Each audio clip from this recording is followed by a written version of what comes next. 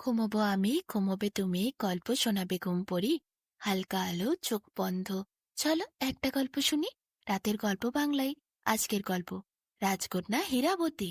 এক দেশে রাজপুত্র আর মন্ত্রীপুত্র দুইজন পরম বন্ধু ছিল। তারা দুজনে একসঙ্গে খেলা করত, পড়াশোনা শিখত, সমস্ত ধরনের অস্ত্রবিদ্যা, বিভিন্ন ধরনের শিক্ষা, তারা সবকিছু একসাথেই করত। সব বিষয়ে তারা দুজনে পারদর্শী হয়ে উঠেছিল। বয়স বাড়ার সাথে সাথে তারা পরম রূপবান পুরুষে পরিণত হয়। একদিন তারা ঠিক করল তারা যাবে উত্তরে, একসাথে ভ্রমণে বেরোবে। দুজনে দুইটি পক্ষীরাজ ঘোড়া নিয়ে সেই রাজার দেশ থেকে উড়ে চলে গেলেন উত্তরের দেশ ঘোরার জন্য। আকাশপথে মন্ত্রীপুত্র আর রাজপুত্র পক্ষীরাজ ঘোড়ায় করে উড়তে উড়তে পৌঁছে গেলেন উত্তরের দেশে। সেখানে তারা আকাশের ওপর থেকে দেখলেন নিচে কত সুন্দর সেই রাজ্য, ঘর বাড়ি কত বড় বড়, মনোহর অট্টালিকা, কিন্তু জনপ্রাণী নাই। হ্যাঁ, পশু পাখি, কীট পতঙ্গ সবকিছুই আছে, শুধুমাত্র মানুষ নাই। তারা দুজনেই খুবই আশ্চর্য হলেন। এত বড় শহর, ঘর বাড়ি আছে, অট্টালিকা আছে, কিন্তু মানুষ নাই কেন? একটু অন্যদিকে তারা তাকিয়ে দেখলেন সেখানে সুন্দর সুন্দর সরোবরও আছে। লাল নীল শ্বেতপদ্ম ফুটেছে সেই সরোবরের মধ্যে। ভ্রমররা গুনগুন করে মধুপান করছে আর গান করছে। সরোবরের তীরেই বৃক্ষের ডালে বসে আছে নানা ধরনের সুন্দর সুন্দর পাখিরা। অপরদিকে চোখ যেতেই তারা লক্ষ্য করলেন হাট বাজারও আছে, জিনিসপত্রও আছে, কিন্তু বিক্রেতা নাই। পথ আছে, পথিক নাই। সরোবর আছে, কিন্তু স্নান করার লোক নাই। মাঠ আছে, ঘাট আছে, কিন্তু মানুষজন নাই। কি ব্যাপার? তাদের জানবার জন্য মনে খুব কৌতূহল জাগল। তারা দুজন দুজনের দিকে তাকিয়ে বলল, চল ভাই, আমরা নেমে দেখি কি ব্যাপার। এখানে তো সব আছে, কিন্তু লোক নাই কেন? রাজপুত্র বলল মন্ত্রীপুত্রকে যে তার মনে খুবই কৌতূহল জেগেছে এই দেশ ঘুরে দেখার। মন্ত্রীপুত্র বলল তারও জানিবার খুব আগ্রহ হয়েছে। তাহলে দুজনে একসাথেই নেমে পড়ল পক্ষীরাজ ঘোড়া নিয়ে ওই দেশের মাটিতে। পক্ষীরাজ ঘোড়া নিয়ে তারা নামল সরোবরের তীরে। সেখানে একটা গাছে তারা দুইটি পক্ষীরাজ ঘোড়াকে বেঁধে রাখল। সামনের সবুজ মাঠের থেকে কিছু ঘাস কেটে এনে দিল মন্ত্রীপুত্র আর রাজপুত্র তাদের ঘোড়াগুলিকে খেতে দেওয়ার জন্য। এদিকে তাদেরও খুব খিদে লেগেছিল। তারা খিদেতে ছটফট করছিল। তাদের আর খিদে সহ্য হচ্ছিল না। সেই কত দূরের পথ অতিক্রম করে কত কষ্টে উড়ে উড়ে তারা এসেছে এই উত্তরের দেশে। রাজপুত্র প্রথমে মন্ত্রীপুত্রের দিকে তাকিয়ে বললেন, ক্ষুধায় অস্থির হয়ে যাচ্ছি ভাই। আহারের একটা ব্যবস্থা না হলে মনে হয় আর জীবন রক্ষা হবে না। যা হোক করে কিছু একটু খাবারের ব্যবস্থা করতে হবে। মন্ত্রীপুত্র ব্যস্ত হয়ে বললেন, হ্যাঁ, আমারও পেটের মধ্যে খুব কষ্ট হচ্ছে। পেট যন্ত্রণায় যেন এরপর ফেটে পড়বে। চল ওই গাছের সামনে গিয়ে দেখি, যদি হাটবাজারে কিছু খেতে পাই। ওইদিকেই তো হাটবাজারগুলো ছিল, তাই না? রাজপুত্র তখন বললেন, হ্যাঁ, ওইদিকেই তো ছিল, চল আমরা একসাথে যাই। মন্ত্রীপুত্র আর রাজপুত্র দুজনেই হাঁটতে হাঁটতে সেই বাজারের মধ্যে প্রবেশ করলেন। বাজারে কত দোকান রয়েছে, কত সুন্দর সুন্দর জিনিস সেখানে, কিন্তু খাদ্যদ্রব্য নাই। খাদ্যদ্রব্য প্রস্তুত করাও নাই। কোনো কিছু না খাদ্যদ্রব্য কাঁচা কিনতে পাওয়া যাচ্ছে, না প্রস্তুত করা রান্না করা খাবার পাওয়া যাচ্ছে। কি অবাক কাণ্ড! এই দেশের মানুষ কি না খেয়ে থাকে?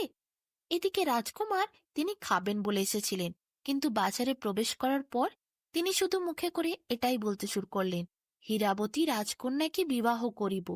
মন্ত্রীপুত্র তখন রাজপুত্রের দিকে তাকিয়ে বললেন, কি বলছো বন্ধু? হীরাবতী রাজকন্যা সে আবার কি? তুমি তো খাবার জন্য এসেছিলে, খিদে পেয়েছিল তোমার, এখন আবার হীরাবতী রাজকন্যা সে কোথা থেকে এলো?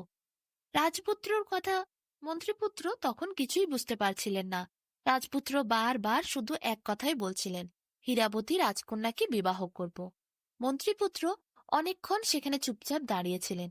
চারিদিকে শুধু নজর ঘুরিয়ে ঘুরিয়ে দেখছিলেন আর খাবারের সন্ধান করছিলেন। হঠাৎ তার চোখে পড়ল একটি দোকানে চাল ডাল সব রাখা আছে, কিন্তু দোকানদার নাই। মন্ত্রীপুত্র ঠিক করল সেই দোকান থেকেই কিছু সে জিনিস নিয়ে নেবে। মন্ত্রীপুত্র খুবই বুদ্ধিমান ছিল। সে মনে মনে ভাবছিল, এই দেশের মধ্যে কোনো রহস্য আছে, কিছু তো একটা মায়াজাল আছে। না হলে রাজপুত্র এই বাজারে প্রবেশ করার সাথে সাথে হীরাবতী রাজকন্যার কথা কেন বারবার বলছে? কি ঘটেছে রাজপুত্রের সাথে? সে কি কোনো মায়ায় আচ্ছন্ন হয়েছে? যাই হোক, খাবার কিন্তু আমাদেরকে সংগ্রহ করতেই হবে। মন্ত্রীপুত্র তাড়াতাড়ি সেই দোকানে গিয়ে কিছু চাল ডাল নিয়ে নিলেন। কেউ কিন্তু বাধা দিতে আসেনি। লোকই তো নেই, কে বাধা দেবে? খাবার সংগ্রহ করার সাথে সাথে মন্ত্রীপুত্র আর সেখানে বৃথা সময় নষ্ট করলেন না। তার মনে হলো অধিকক্ষণ এখানে থাকা ঠিক হবে না। এইতেই এই রূপ অবস্থা হয়েছে রাজকুমারের। বেশিক্ষণ থাকলে না জানি কি মায়া হবে। রাজপুত্রের হাত ধরে তিনি টানতে টানতে বার করলেন বাজার থেকে। রাজপুত্র বাজার থেকে বেরিয়ে আবার বাজারের ভেতরে ছুটে চলে যেতে চাইছেন। তিনি কিছুতেই বাজার ছেড়ে আসতে রাজি নন। তখন মন্ত্রীপুত্র বুঝে গেলেন কিছু একটা প্রবল জিনিস আছে, যেই আকর্ষণ রাজকুমারকে টানছে। কোনো এক বিশাল মায়া আছে, সেই মায়া এত সহজে কাটানো সম্ভব নয়। তিনি রাজপুত্রকে বললেন, চলো, ওই ঘোড়া আছে, ঘোড়ায় করে চেপে যেতে হবে হীরাবতী রাজকন্যার কাছে। তার সাথেই তো তোমার বিয়ে দেওয়া হবে। হীরাবতী রাজকন্যা তোমার জন্য অপেক্ষা করছে। চলো, তুমি চলো, ওই গাছের কাছে পক্ষীরাজ ঘোড়ায় চড়ে আমরা যাব। রাজপুত্র সেই কথা শুনে মন্ত্রীপুত্রের সাথে যেতে রাজি হল। বাজার থেকে বেরিয়ে দুজনে সেই সরোবরের তীরে এলো, যেখানে তাদের পক্ষীরাজ ঘোড়াগুলি বাঁধা ছিল। রাজপুত্র তখনও থামেননি। তিনি উন্মাদের মতো করছেন, শুধু বলছেন, হীরাবতী রাজকন্যার কাছে যাব, তাকে বিবাহ করব। মন্ত্রীপুত্র বলল, হীরাবতী রাজকন্যার কাছে যেতে গেলে আগে খাবার খেতে হবে। চলো, আমরা আশেপাশের গাছের ডাল ভেঙে নিয়ে আসি, তারপর আগুন জ্বালিয়ে এখানে খাবার রান্না করি। সেই খাবার খাওয়ার পরই আমরা হীরাবতীর কাছে যেতে পারব। রাজকুমারকে সঙ্গে করে কয়েকটা শুকনো গাছের ডাল ভেঙে নিয়ে এসে রান্না বসালেন মন্ত্রীপুত্র। তারপর ভালো করে দুজনে পেট ভরে খেলেন।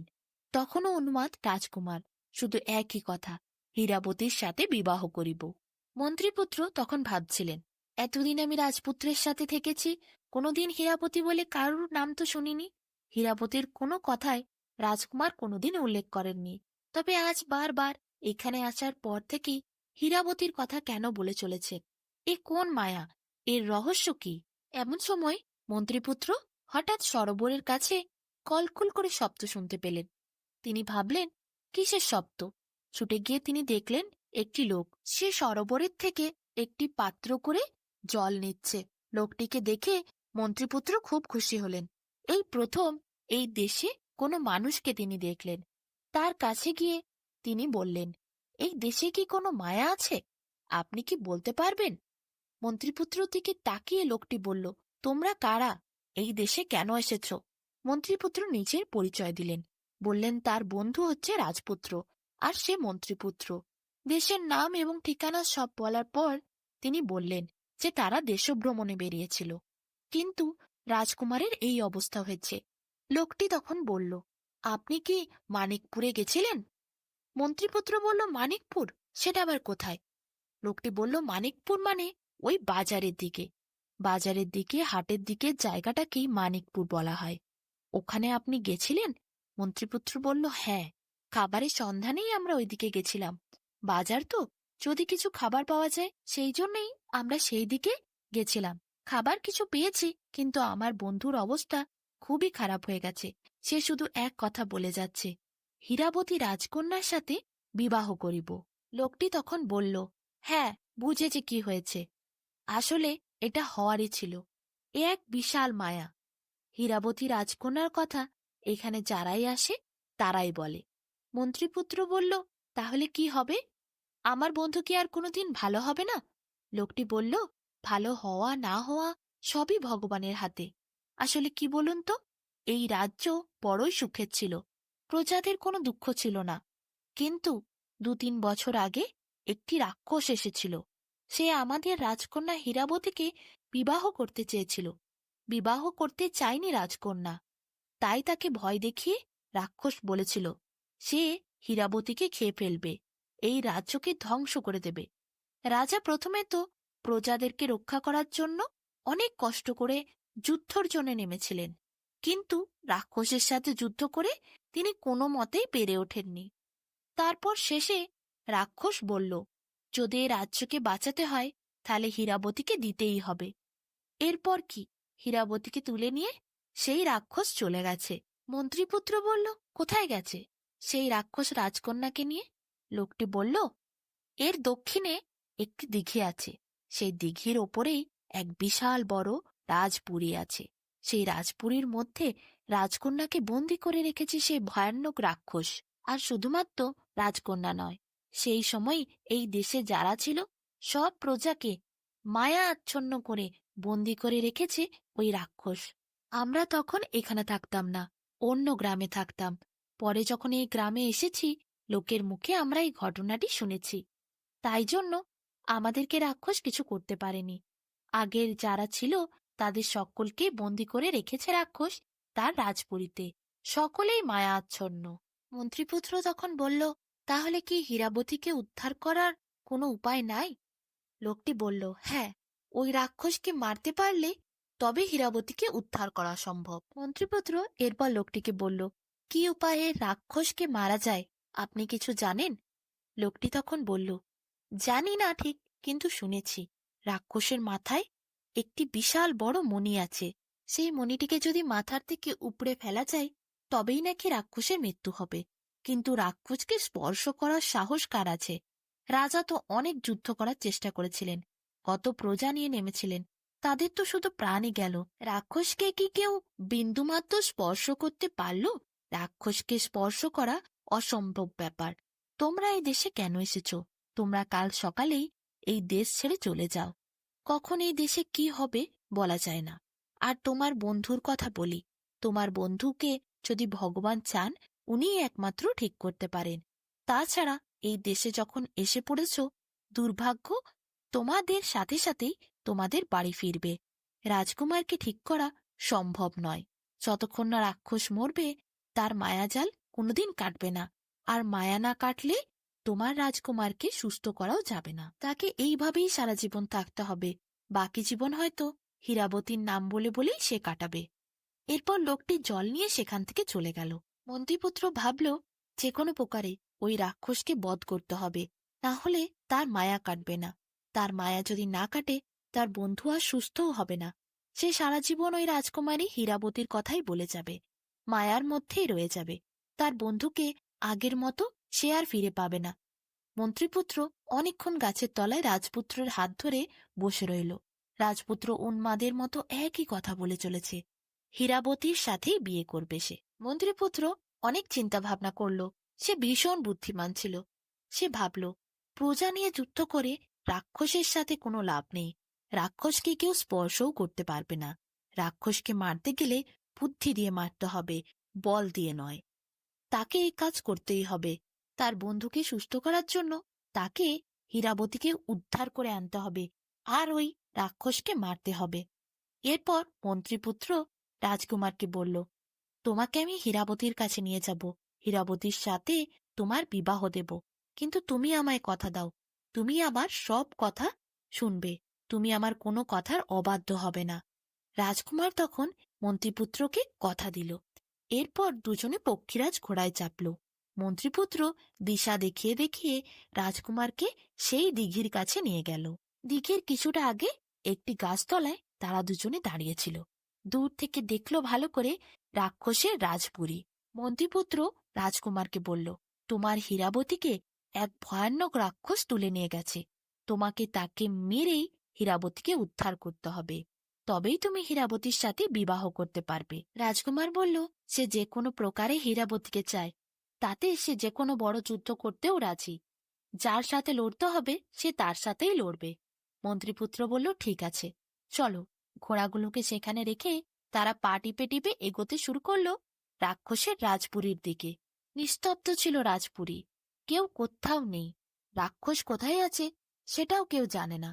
মন্ত্রীপুত্র লুকিয়ে লুকিয়ে পা টিপে টিপে রাজপুত্রকে সঙ্গে নিয়ে সে রাজপুরীর ভেতরে প্রবেশ করল।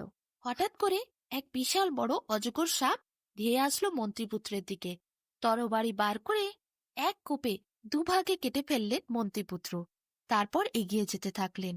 অনেকটা এগিয়ে যাওয়ার পর তিনি দেখলেন চারিদিকটা কেমন অন্ধকার, কিচ্ছু দেখতে পাওয়া যাচ্ছে না। মন্ত্রীপুত্র হাতে তরবারি নিয়ে রাজপুত্রের হাত ধরে একটি বড় প্রাচীরের নিচে বসে রইলেন চুপ করে।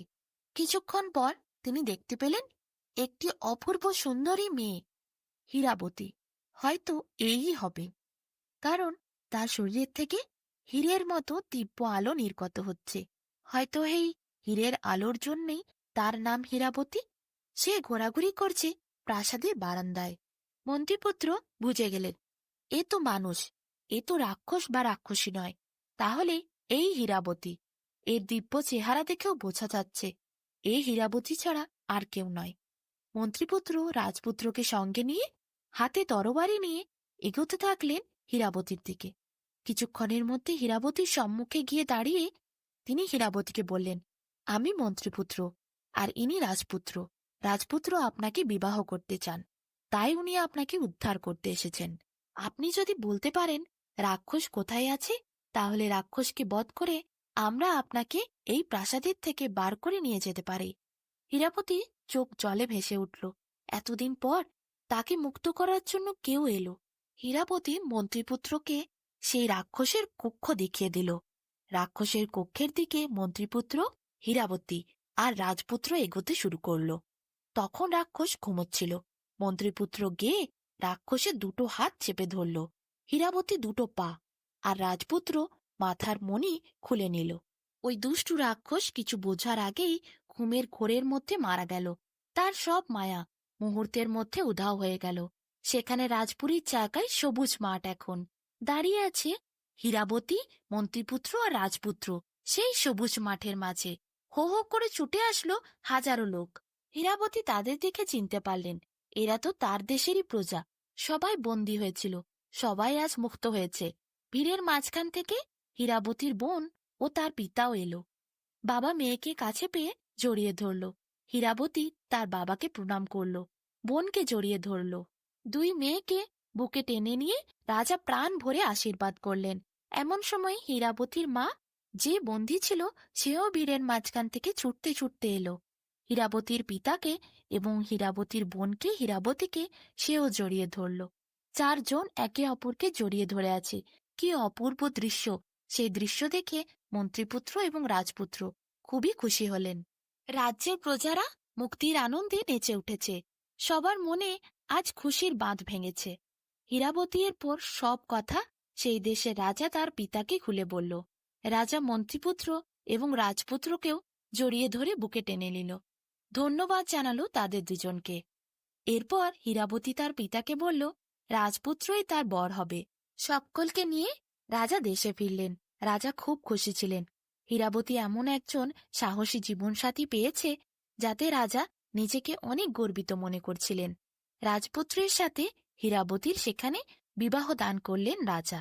মন্ত্রীপুত্র খুবই পছন্দ করে ফেলেছিলেন হীরাবতীর বোনকে, তাই তার সাথেও সেখানে বিয়ে দিয়ে দিলেন রাজা মন্ত্রীপুত্রের। তারা দুজন দুই রাজকন্যাকে নিয়ে নিজের দেশে ফিরে এলো। মাঝে মধ্যেই তারা পক্ষীরাজ ঘোড়ায় করে রাজকন্যাদের চাপিয়ে তাদের পিতার দেশে যেত। আবার কখনো কখনো তারা অনেক দিন কাটিয়ে আবার নিজের দেশে ফিরে আসত। এইভাবে তারা সুখে শান্তিতে দিন কাটাতে লাগলো। সেই দেশ এখন জনমানব শূন্যহীন নয়। হীরাবতীর দেশ এখন আনন্দে খুশিতে ভরা। সেখানে মানুষ, পশু, পাখি, কীট, পতঙ্গ, গাছপালা সবাই একসঙ্গে আনন্দ করে হৈ হৈ করে দিন কাটায়। কারোর আর কোনো দুঃখ রইল না।